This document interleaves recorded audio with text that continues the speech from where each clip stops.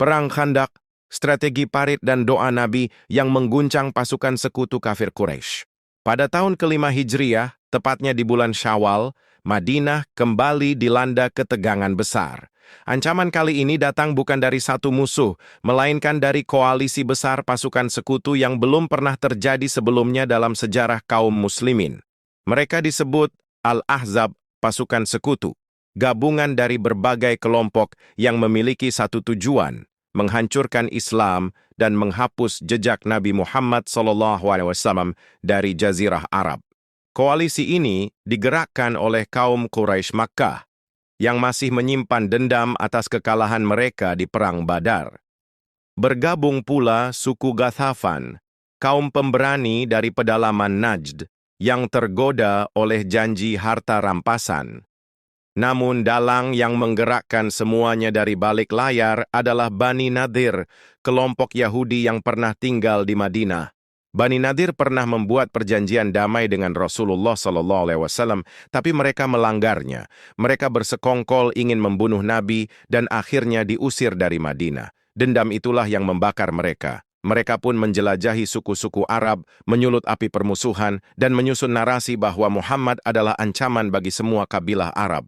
Dengan penuh tipu daya dan siasat licik, Bani Nadir berhasil menyatukan berbagai faksi yang sebelumnya bersaing satu sama lain dan membentuk kekuatan besar. Maka berangkatlah lebih dari 10.000 pasukan menuju Madinah, pasukan terbesar yang pernah dikumpulkan di Jazirah Arab saat itu. Di Madinah, jumlah kaum muslimin tak lebih dari 3.000 orang. Persenjataan terbatas, kota tak punya benteng tinggi, musuh datang dari segala arah. Tapi Madinah tidak hanya dijaga oleh pedang, ia dijaga oleh iman, kecerdasan, dan doa. Dalam sebuah majelis darurat bersama para sahabat, berbagai pendapat disampaikan.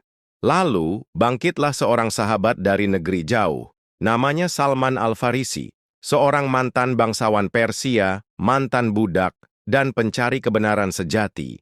Dengan ketenangan dan penuh keyakinan, Salman berkata, "Di negeri kami, Persia, bila musuh datang mengepung kota, kami menggali parit besar sebagai penghalang. Itu membuat pasukan berkuda tak bisa menembus pertahanan." Strategi itu asing bagi bangsa Arab. Mereka terbiasa dengan duel terbuka dan pertempuran di padang terbuka, bukan pertahanan pasif. Tapi Rasulullah SAW dengan kebijaksanaan beliau menerima ide itu dengan lapang dada. Beliau tidak menolak kebenaran hanya karena ia datang dari orang asing, maka diputuskanlah Madinah akan dilindungi dengan strategi parit. Rasulullah sendiri memimpin penggalian. Beliau tidak hanya memerintah, beliau ikut menggali, memanggul tanah, dan menghancurkan batu bersama para sahabat. Dalam udara dingin, perut lapar, dan tangan yang lelah, mereka menggali dengan semangat iman. Dan dalam proses itu terjadi sebuah peristiwa luar biasa.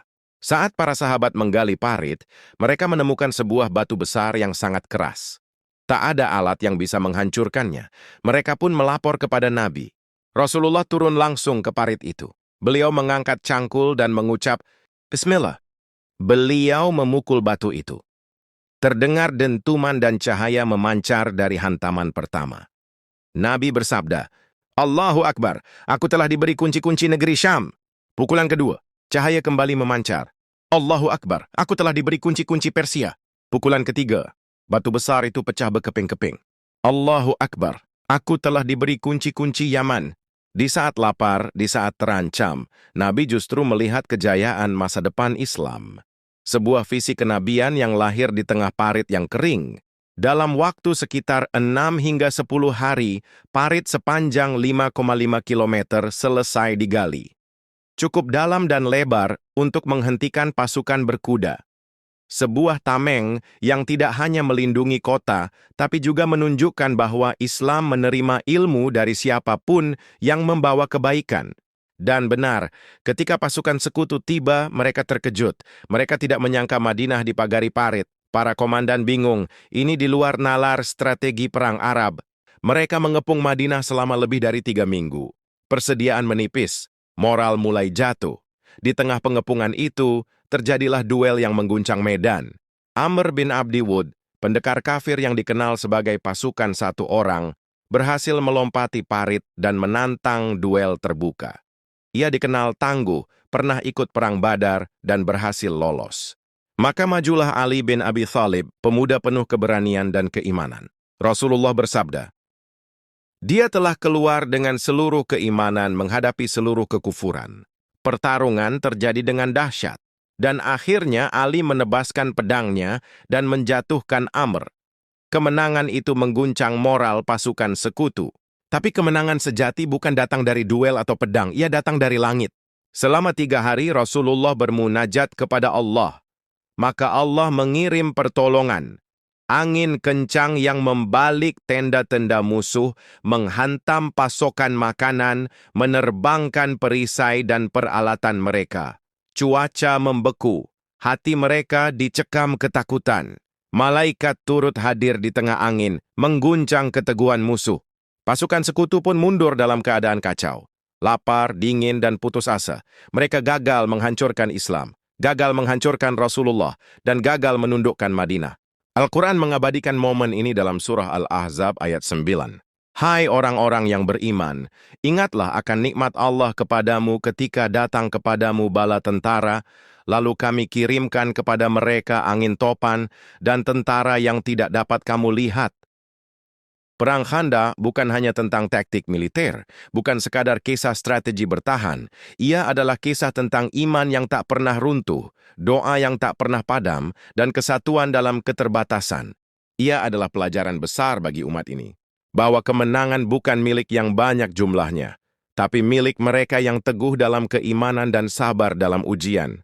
Perang Khandaq bukan sekadar catatan sejarah tentang siasat perang dan benturan kekuatan. Ia adalah saksi bisu dari tekad yang tak tergoyahkan, dari iman yang menggerakkan tangan dan hati melampaui rasa takut dan lapar. Di balik parit yang digali oleh tangan-tangan penuh luka, ada doa yang terangkat di malam-malam dingin. Di balik setiap ayunan cangkul, ada kepercayaan bahwa pertolongan Allah pasti datang. Ketika pasukan sekutu datang dengan kesombongan jumlah dan senjata, kaum muslimin menyambutnya dengan strategi, keberanian, dan keyakinan, dan Allah menurunkan angin dan malaikat dan kemenangan yang tak pernah mereka duga. Perang Khandaq mengajarkan kita satu hal yang tak lekang oleh zaman, bahwa kekuatan sejati bukan berasal dari bilah pedang atau banyaknya pasukan, tapi dari hati yang teguh, dari kesatuan barisan, dan dari doa yang tulus, yang mengguncang langit dan menjungkir balikkan musuh. Semoga kisah ini tak hanya menjadi pelajaran sejarah, tapi juga suluh iman bagi kita semua di zaman yang penuh tantangan dan tipu daya. Terima kasih telah menyaksikan video ini. Jangan lupa untuk like, share, dan subscribe agar semakin banyak yang memahami kekuatan iman dalam menghadapi badai. Sekaligus sahabat telah membantu program pemerintah dalam mengurangi angka pengangguran di negeri ini. Wassalamualaikum warahmatullahi wabarakatuh.